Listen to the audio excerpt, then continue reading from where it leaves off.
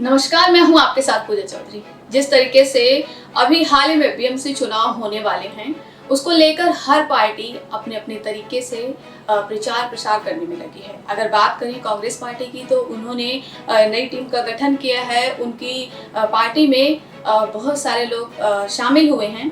इसी के चलते आज हमारे साथ मौजूद हैं मुंबई कांग्रेस पार्टी के उपाध्यक्ष। आज हम इनसे रूबरू होंगे और बहुत सारे मुद्दों पर बातचीत करेंगे। तो सर, आपका बहुत बहुत स्वागत है हमारे चैनल में। जिस तरीके से अभी 1 मार्च से ये बजट सत्र शुरू हो रहा है, 10 मार्च तक चलेगा, और अगर बात करें तो ये वैसे 4 हफ्ते तक चलता है। इसको लेकर जो बीजेपी पार्टी है वो ऐतराज जता रही है, क्योंकि सिर्फ 10 दिन बजट सत्र चलेगा। तो आप इसके बारे में क्या कहना चाहेंगे? एक तो कोरोना की वजह से सब मीटिंग, सब सभाएं बंद हैं। ऐसे टाइम पर जो जरूरी काम है वही किया जा रहा है, और बजट सत्र 10 दिन का चल रहा है, जरूरी कार्य है, इसलिए 10 दिन का किया जा रहा है। ये तो कोरोना काल में ये भी नहीं होना चाहिए था। बीजेपी को ऐतराज करना गलत बात है। अभी बीएमसी चुनाव होने वाले हैं, तो इसको लेकर आपकी पार्टी में तो उत्साह देखा ही जा रहा है, तो तैयारियां और क्या क्या हैं? हमारे पार्टी में उत्साह, उत्तर भारतीय तो पहले ही कांग्रेस को भरोसा करते थे और आज भी करते हैं। कोई झूठ मूठ का कहे कि उत्तर भारतीय मेरे साथ आ गए, तो गलत बात है। उत्तर भारतीयों की मदद सदैव कांग्रेस पार्टी ने की है और करती रहेगी। तो कांग्रेस के साथ उत्तर भारतीय है, लेकिन पहली बार कि मराठी लोग जो है कांग्रेस को वोट नहीं देते थे, शिवसेना को देते थे। शिवसेना के साथ गठबंधन बीजेपी का था तो बीजेपी को देते थे। तो इसलिए इस बार मुंबई कांग्रेस के अध्यक्ष भाई जगताप जी को लाया गया कि मराठी वोट भी हमारे साथ रहे, इसलिए उनको लाया गया। पटोले साहब वहाँ ही हैं, महाराष्ट्र के अध्यक्ष। तो इस बार हमारे साथ मराठी वोट भी रहेगा, उत्तर भारतीय वोट भी रहेगा, और बहुत समीकरण बना करके पंजाबी लोग भी, हमारे सप्रा साहब और अमरजीत मन्हास जी को कमेटी में लिया गया है, तो पंजाबी लोग भी कांग्रेस पार्टी के साथ रहेंगे। तो बहुत समन्वय बना करके इस बार सबको लिया गया है। तो इस बार कांग्रेस पार्टी बहुत मजबूती से लड़ेगी, और हमारे नेताओं का मानना है और हम सबका मानना है कि अगला मेयर कांग्रेस पार्टी का होगा, इसमें कोई दो राय नहीं। पर अगर बात करें उत्तर भारतीय की, तो हर पार्टी में एक उत्तर भारतीय मोर्चा होता है, पर कहीं ना कहीं आपको नहीं लगता महाराष्ट्र में उत्तर भारतीय उपेक्षित हैं? नया वो लोग मोर्चा खोले हैं, पहले से तो था नहीं। कांग्रेस पार्टी में उत्तर भारतीय कांग्रेस पार्टी की जड़ से हैं। उत्तर भारतीय वो लोग नया मोर्चा खोले हैं या नया लोगों को जोड़ रहे हैं। तो पब्लिक भी समझती है कौन नया है कौन पुराना है। पुराने के साथ हर आदमी रहता है, नए के साथ बहुत सोच समझ के जाना पड़ता है। तो कांग्रेस पार्टी के साथ पूरे उत्तर भारतीय कांग्रेस पार्टी के साथ जुड़े हुए हैं। कांग्रेस पार्टी के साथ उत्तर भारतीय जुड़े हुए हैं, पर आए दिन अगर देखा जाए तो खबरें आती हैं कि उत्तर भारतीयों के साथ कहीं ना कहीं महाराष्ट्र में गलत हो रहा है, वहां पर उसको मार दिया, अगर उसको मराठी नहीं आती है तो वहां पर उसकी पिटाई कर दी, फिर कान पकड़वा के उठक बैठक लगा के माफी मांग रहे। तो कांग्रेस क्या करती है उत्तर भारतीयों के लिए? देखिए, हमारे माननीय संजय निरुपम जी फेरी वालों के लिए लड़ाई लड़े, झोपड़े वालों के लिए लड़ाई लड़े, आज भी लड़ रहे हैं। जहां भी इस तरह की जो आप बता रही हैं कि वहां मार दिया गया, हम लोग उनके साथ कल्याण गए।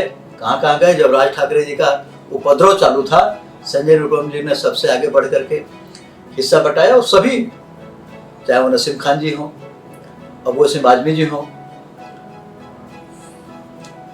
कृपा शंकर सिंह जी हों, सब लोग उस समय लड़ाई लड़े। लेकिन सबसे ज्यादा अगर कोई लड़ाई लड़ा तो संजय निरुपम जी ने लड़ा, और आज भी संजय निरुपम जी फेरी वालों के साथ, झोपड़े वालों के साथ, टैक्सी वालों के साथ, रिक्शे वालों के साथ खड़े रहते हैं। एक बार भी कोई कहे कि भैया इधर तकलीफ हमको है, दौड़ के जाते हैं। तो उत्तर भारतीयों की मदद करने के लिए जितना कांग्रेस पार्टी ने किया है उतना कोई नहीं किया है। मनसे पार्टी के जो कार्यकर्ता हैं वो हमेशा उपद्रव मचाते रहते हैं, खास तौर पे उत्तर भारतीयों को लेके, बिहारियों को लेके बहुत सारी चीजें वो करते हैं। कहीं भी उनको मार दिया, मराठी नहीं बोलने पर उनकी दुकानें बंद करा दी जाती हैं।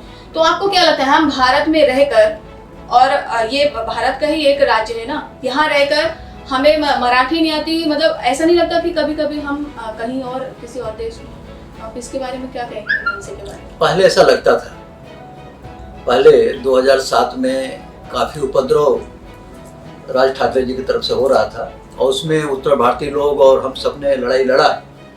अभी वो भी नॉर्मल हैं, वो भी उत्तर भारतीयों को अपने साथ खींच रहे हैं, नॉर्मल है। लेकिन अगर कोई उपद्रव करेगा तो हम लोग हाथ बंद करके नहीं बैठे रहेंगे, उसकी लड़ाई लड़ेंगे।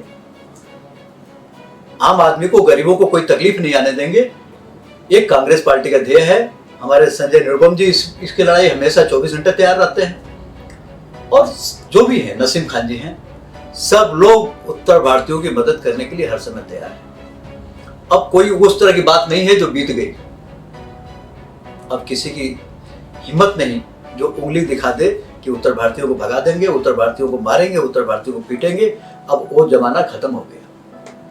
कैसे खत्म हो गया? अभी हाल ही की मैं आपको बात बताऊं तो ये अपना जहाँ पर टोल नाका है, वहां पर एक उत्तर भारतीय हिंदी में बात कर रहे थे और ये मनसे के कुछ कार्यकर्ता थे, उन्होंने बोला कि मराठी में बात करने के लिए, तो उसने बोला मुझे नहीं आती, तो उसकी पिटाई कर दी और बाद में उससे खुद गलत बयान दिलवाया कि आप बोलो, इसने बोला है कि मैं कौन राज ठाकरे, मैं नहीं जानता राज ठाकरे को। तो मतलब अभी भी उनकी तो चल ही रही है ना दादागिरी यहाँ पर देखा जाए। अगर चल रही है तो एक जमाना था कि 13 एमएलए उनके थे, इसी दादागिरी की वजह से इंजन अकेला चल रहा है। 13 एमएलए उनके घर छोड़ के चले गए दूसरे पार्टी में। तो ऐसा चल रहा है तो चलेगा नहीं। और आपके वजह से जानकारी मुझे मिली है, इसका संज्ञान हम लोग करेंगे और वहां तक पहुंचेंगे, उस आदमी तक पहुंचेंगे कि उसके साथ क्या अन्याय हुआ है, उसके लिए लड़ाई लड़ेंगे। अभी हाल ही में पेट्रोल को लेकर हमारे देश में बहुत सारी बातें चल रही हैं। वहीं नाना पटोले जी ने अमिताभ बच्चन और अक्षय कुमार जी को धमकी दी कि मुंबई में इनकी शूटिंग नहीं होने देंगे। तो ऐसा क्यों? धमकी की बात नहीं है। उन्होंने ऐसा कहा कि जब डॉक्टर मनमोहन सिंह जी की सरकार थी और उस समय जब सस्ता पेट्रोल और डीजल था तो आप बार बार ट्वीट करते थे कि महंगा हो गया डीजल पेट्रोल। तो अब 100 के रुपए के आसपास पहुंच गया है, 100 के पार हो रहा है, तो आज आप क्यों नहीं बोल रहे हैं? ये नाना पटोले साहब का बयान था और नहीं बोल रहे हैं तो बहुत दुख हो रहा है, बहुत तकलीफ हो रहा है। इसलिए उनको बोलना चाहिए, ये उनका कहना था। और अमिताभ बच्चन जी, अक्षय कुमार जी देश के बड़े कलाकार हैं, उनको आगे आना चाहिए। जिस तरह से उस समय बोलते थे डॉक्टर मनमोहन सिंह जी के प्रधानमंत्री के नेतृत्व के टाइम पर कि पेट्रोल डीजल महंगा हो गया, तो आज उनको देखना चाहिए कि आज तो उससे बहुत गुना महंगा ज़्यादा हो गया। इसलिए आज उनको खुल करके आगे बोलना चाहिए। अगर नहीं बोल रहे हैं तो इसका मतलब वो लोग देश की जनता के बारे में नहीं सोच रहे हैं, गरीबों के बारे में नहीं सोच रहे हैं, वो किसी एक पार्टी के कार्यकर्ता बन गए हैं, ऐसा लगता है। तो मतलब अगर वो ट्वीट नहीं करेंगे और जो भी मुद्दा चल रहा है यहाँ पर, अगर अमिताभ बच्चन या अक्षय की बात करें, अगर वो ट्वीट नहीं करेंगे तो ये किसको, मतलब किसने ये हक दिया हुआ है कि उनकी फिल्म की शूटिंग नहीं होने देंगे और उनको फिल्म में ये नहीं जाने देंगे? मतलब ऐसा क्यों उनको ये सारी चीजें हक दिया गया है? ऐसी बात नहीं है। उनसे तो यही उम्मीद किया जा रहा है कि जब आप मनमोहन सिंह जी के टाइम पर इतना कम पेट्रोल डीजल का दाम था तो आप रोज ट्वीट करते थे कि महंगाई बढ़ गई, देश के गरीब जनता परेशान है। तो आज आप क्यों नहीं कर रहे हैं जबकि 100 के पार चला गया पेट्रोल डीजल? यही सवाल हमारे महाराष्ट्र के अध्यक्ष नाना पटोले साहब ने रखा है। अब इसको दुख के साथ कोई कहता है तो थोड़ा उत्तेजना में कहता है, कोई सहानुभूति के साथ कहता है, थोड़ा नॉर्मल कहता है कि भाई उनको करना चाहिए, उनका कर्तव्य है। जब उस समय बोलते थे तो आज भी बोलना चाहिए। आज क्यों उनको दिखाई नहीं दे रहा है? ये एक सभी जनता को एक उम्मीद है। देश डीजल पेट्रोल के दाम बढ़ने से गरीब बहुत परेशान होंगे, महंगाई बहुत बढ़ जाएगा। पेट्रोल डीजल के कारण ही सामान जो आता है गाड़ी घोड़े से वो और महंगा हो जाएगा। इस बात पर सोचना उन बड़े बड़े कलाकारों का भी काम है कि देश के लिए सोचें और गरीबों का साथ दें। हाल ही में महाविकास आघाड़ी जो है उनके बीच मतभेद की बात आई थी और समय समय पर मीडिया में भी उनका मतभेद देखा जा सकता है, तो इसके बारे में आपका क्या कहना है? देखिए,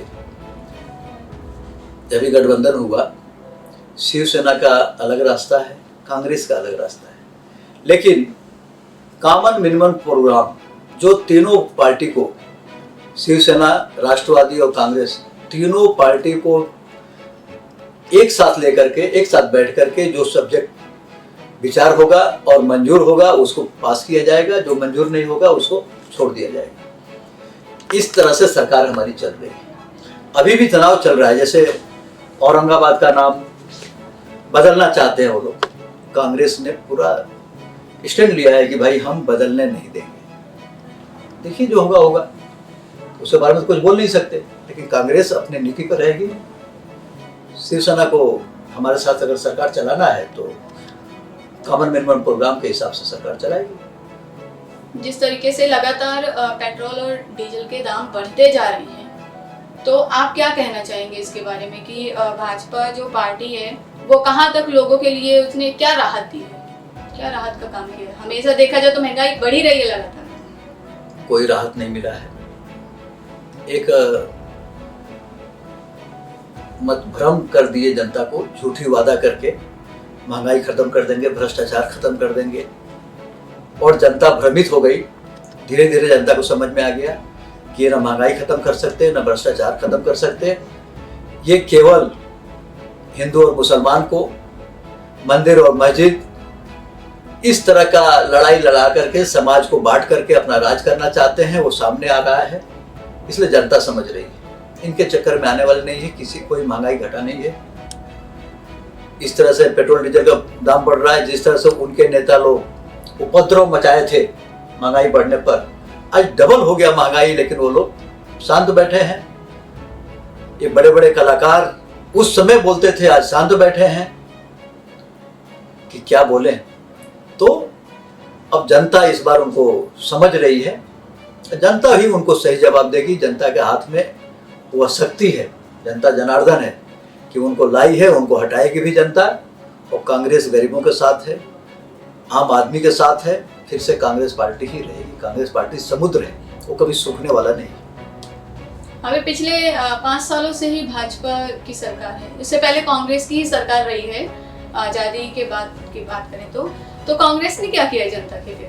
महंगाई तो उनके टाइम पे भी बढ़ी थी, किसान उनके टाइम पे भी फांसी लगा के मरते थे और परेशान थे, और आज भी खैर किसान मोर्चा कर रहे हैं प्रदर्शन। कांग्रेस पार्टी, हमारा देश गुलाम था, पहला काम तो कांग्रेस पार्टी के लोगों ने बलिदान दे करके देश में आज़ादी लाया। जो हम गुलाम थे आज आज़ाद हैं, हमको बोलने का अधिकार हर आदमी को मिल गया, आज़ादी के कारण मिला है। दूसरी बात, यहाँ सुई तक नहीं बनता था, सब विदेश से आता था। आज यहाँ टैंक बन रहा है, तमाम जहाजें बन रही है। तो ये सब जो है विकास जो हुआ है कांग्रेस पार्टी के टाइम पर हुआ है। सी लिंक रोड जो समुद्र में रास्ता बना है, कांग्रेस पार्टी ने बनाया है। तो इस तरह के तमाम विकास हुआ है। पब्लिक को वो लोग जिस तरह से प्रचार कर रहे हैं, ऐसा कांग्रेस पार्टी कभी प्रचार नहीं किया। कांग्रेस पार्टी काम करती गई, गरीबों को के लिए हर काम की है।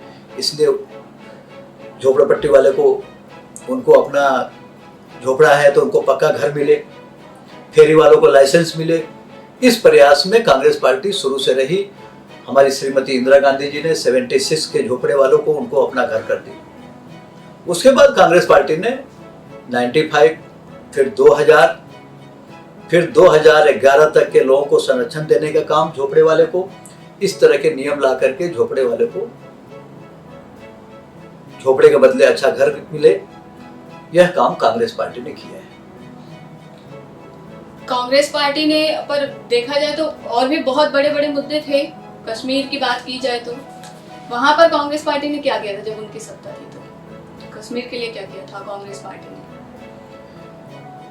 कश्मीर के लिए ठीक है, कश्मीर के लिए वहाँ थोड़ा सा अलग संविधान था। 6 साल के लिए वहाँ एमएलए चुने जाते थे, अलग थोड़ा सा नियम था। इन्होंने 370 धारा को हटाया। कांग्रेस पार्टी उसको विरोध नहीं कर रही है। 370 धारा क्यों हटाए? पहले भी वो अस्थायी ही था, अस्थायी 370 धारा नहीं था, अस्थायी था, कभी भी हटाया जा सकता है। लेकिन इन्होंने हटाया, लेकिन जिस तरह से इन्होंने अफरा तफरी में हटाया, धोखे में रख करके लोगों को उसी का तकलीफ हुआ। बाकी 370 धारा हटाने से किसी को तकलीफ नहीं। मतलब 370 धारा मतलब कहीं ना कहीं बड़ा ही मुद्दा था, 370 हटना जरूरी था, लेकिन धोखे में रख करके नहीं, अफरा तफरी में नहीं, बता करके शांति से कर लेते तो किसी को नाराजगी नहीं होती। अगर गांव की बात करें तो गांव में अगर कांग्रेस की सत्ता थी और आप बोल रहे हैं कि बहुत सारे विकास के कार्य किए गए हैं, तो खेतों में महिलाएं या अभी भी जाती ही थी जब तक भाजपा की सरकार नहीं थी। उन्होंने घर में शौचालय बनवा के दिया, बहुत और भी बहुत सारे काम किए हैं उन्होंने। बात करें सिर्फ शौचालय का, वो भी बहुत बड़ा मुद्दा था ना, हमारे घर की बहू बेटियों को बाहर जाना पड़ता था। ठीक है, वो तो जब हम झोपड़े में थे, आज मकान में आए हैं तो अपने आप शौचालय बना हुआ मिलता है, समझे। तो उस समय के बाद आज विकास होना चाहिए, लेकिन हमारी सरकार ने जो आज हॉस्पिटल बनाया है, आज इतनी बड़ी कोरोना की बीमारी आई है, शौचालय में तो दवा नहीं होगा ना किसी का, सबका तो उसी हॉस्पिटल में हो रहा है जिसको कांग्रेस पार्टी ने हॉस्पिटल बनाया है।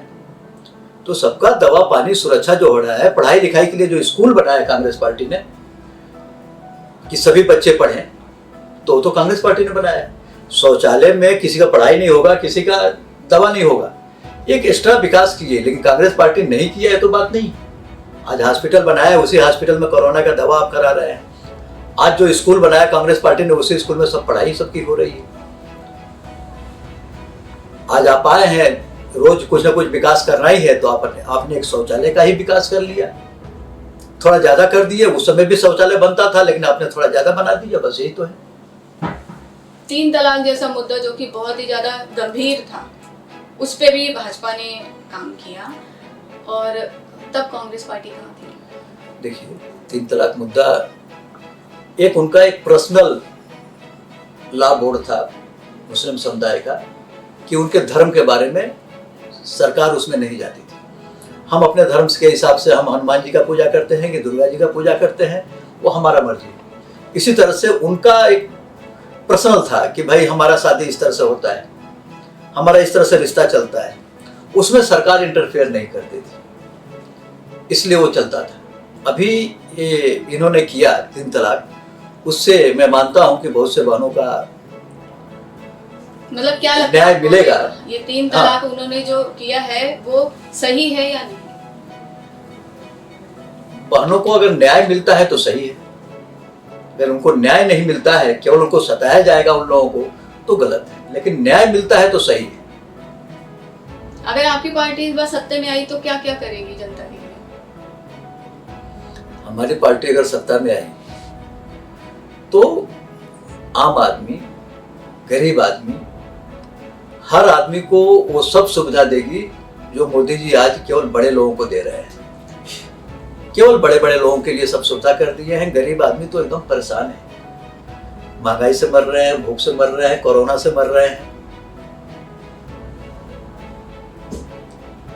और धर्म के नाम पर मर रहे हैं। सब डर रहा है, इधर अगर मुस्लिम बस्ती है तो उधर हिंदू जाने में डर रहा है, उधर हिंदू बस्ती है तो उधर मुसलमान जाने में डर रहा है। कम से कम हमारी पार्टी आएगी तो हमारी पार्टी का पहला परिभाषा है, हिंदू मुस्लिम सिख ईसाई सब है भाई भाई, सब साथ मिलकर रहो और देश का विकास करो। बांटने का काम कांग्रेस पार्टी नहीं करती। ये तो कहने की बात है सर, पर आपको लगता है ये संभव हो पाएगा कि हिंदू मुस्लिम भाई भाई है? जब हम कहते हैं तो उसी को किया जाता है, वो तो कहते भी नहीं है ना, वो तो सीधे धर्म के नाम पर मंदिर मस्जिद को बांटे हुए हैं, कहते भी नहीं। हम तो कहते हैं तो उस रास्ते पर चलने का प्रयास कर रहे हैं और करते जा रहे हैं सबको लेकर। वो तो इस तरह की कहते भी नहीं है ना। पर देखा जाए तो उन्होंने, आप मंदिर मस्जिद की बात कर रहे हैं, तो मस्जिद के लिए भी उन्होंने कितनी एकड़ जमीन दी है, मंदिर की जो जगह है उसके बाजू में ही उन्होंने, देखा जाए तो उनके साथ कुछ गलत नहीं किया है, जमीन दी है और वहाँ पर उनको बनाने के लिए भी दिया है। ठीक है, उसको मैं गलत नहीं बोल रहा हूँ। मंदिर का मुद्दा बहुत दिन से अटका था, वो आ गया, क्लियर हो गया, उसकी भी मैं सराहना करता हूँ। लेकिन हर आदमी का एक आस्था होता है, जैसे हमारा आस्था है कि भगवान राम का जन्म यहीं हुआ है इसलिए ये मंदिर यहीं बनना चाहिए, वैसे शायद उनको भी आस्था हो कि हमारा मस्जिद यहीं था, हम पूजा यहीं करें, तो उस आस्था पर तो थोड़ा सा चोट पहुंचा ही होगा। तो बात ये है, बाकी ये निपटारा हो गया, एक न्याय हो गया, इसकी बहुत मुझे भी खुशी है। कि राम मंदिर का एक निपटारा हो गया, न्याय हो गया। लेकिन आस्था पर दुख तो पहुंचा होगा, ऐसा मुझे थोड़ा महसूस होता है कि उनका धर्म में जो है उस धर्म के हिसाब से उनको दुख है कि सुख है, इसकी मुझे जानकारी नहीं है, लेकिन महसूस करता हूँ कि अगर मेरा राम मंदिर वहाँ नहीं बनता तो मुझे दुख होता। ऐसा उनको भी थोड़ा बहुत होना होगा, ये मैं बोल नहीं सकता। उनकी धर्म की बात है, उनके दिल की बात है। जी बहुत बहुत धन्यवाद। तो ये थे हमारे साथ मुंबई कांग्रेस के उपाध्यक्ष जयप्रकाश सिंह, जिन्होंने बखूबी हर सवालों का जवाब बड़े ही साधारण तरीके से दिया।